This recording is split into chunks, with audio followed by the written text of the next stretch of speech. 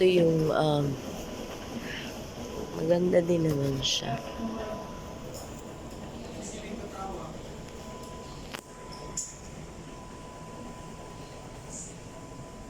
Ito yung isang tugo na nagbabiyahe tago Manila, Butuan. And Butuan, Manila. Ayan siya. Tapos dito pag galing dun sa baba. So dito, ayan, welcome. Malinis.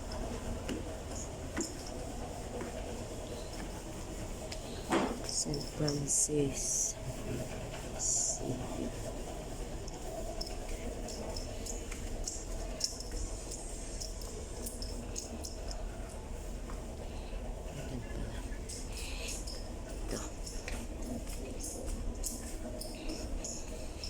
Ito na yung papuntan dun sa room. Yan, economy at saka business class at saka ayan, mega green, business class at saka tourist.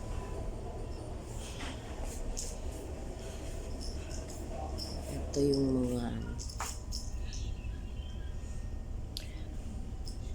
tourist spots and event sa Pilipinas. Ganda, no? So dito pwede kang magtambay. Ito is ewan pa saan to.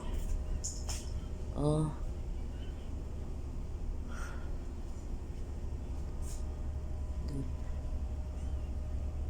Sandik pala. Ito pala yung papunta sa taas. Yun sa Sandik. Exit. So okay naman siya. Tapos dito yung charging station. Ayun.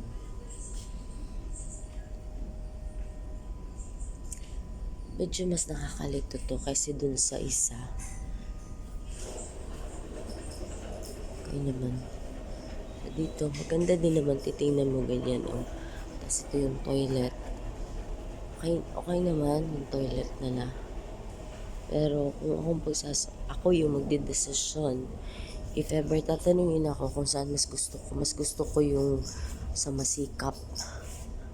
Sikap ba yun? Basta yung isa, yung last na, yung may biyaheng Batangas, yung Batangas to Butuan, Batangas to Cagayan de Oro, yun.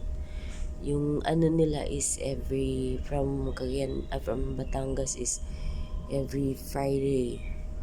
The Sunday dadating sa Butuan. So if ever na magbiyahe talaga ko, yun yung aanahan ko, ang sasakyan.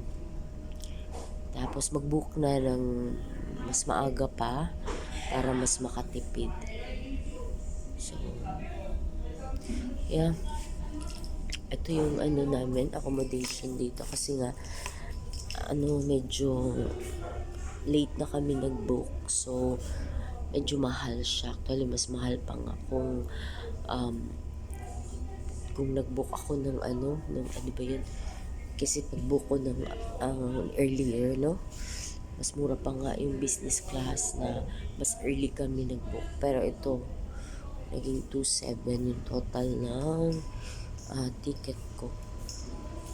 Tapos, nasa economy lang ako. Sa kabilang auntie ko. So, ayun, pasok tayo. Harap namin is mga business class. Pero mas maganda talaga dun sa kabila. Yung business class nila is basta mas bago yung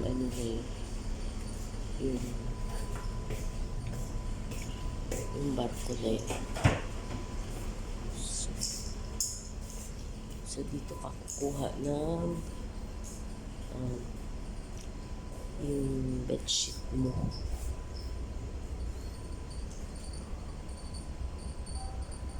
Meron pala ang pillowcase lang ng mga towel pa pala. So ito, Punta din ng Sunday pala to. Ang daming papunta ng Sunday. So, punta na tayo sa room or accommodation. This travel. Ito yung bed ko.